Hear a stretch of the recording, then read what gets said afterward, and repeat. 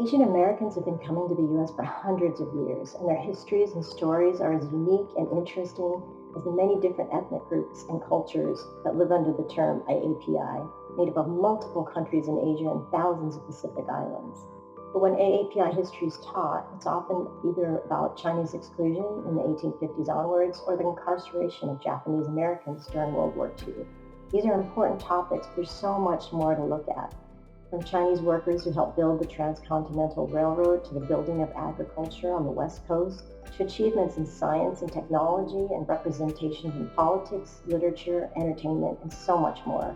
There's not just one Asian American history. The term Asian American wasn't even coined until the late 1960s. And when studying the history, it's important to look at each group's individual contributions and struggles. That's what makes it so unique and so important to study.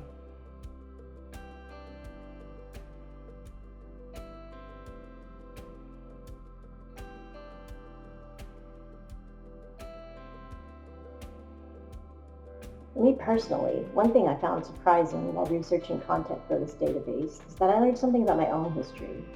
My father met my mother while he was stationed at an Air Force base in Tokyo in the decade after World War II. They married and came to live in the U.S. shortly after. I didn't realize that there was a name for this phenomenon. My mother was a Japanese war bride, and learning about some of the struggles war brides faced during this time, fitting into U.S. culture, gave me insight into my own life and history. Now, not every student will have that possible aha moment, but if we can get more students to see themselves in their curriculum and in the history we're teaching, it will make a difference in how they see themselves in their lives and in the world.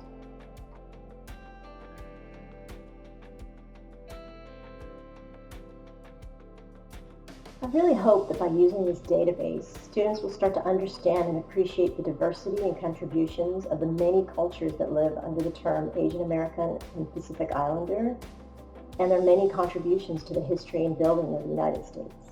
I also hope that they will start to understand how the recent increase in crimes against Asian Americans that has gone on since the beginning of the COVID pandemic is not new, part of a pattern of scapegoating that Asian Americans have faced since their earliest arrivals here.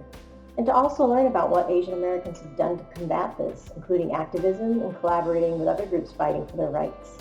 It's my hope that education and knowledge about who Asian Americans are and what their history is will not only help combat the increase in violence, to help appreciate and understand the Asian American experience.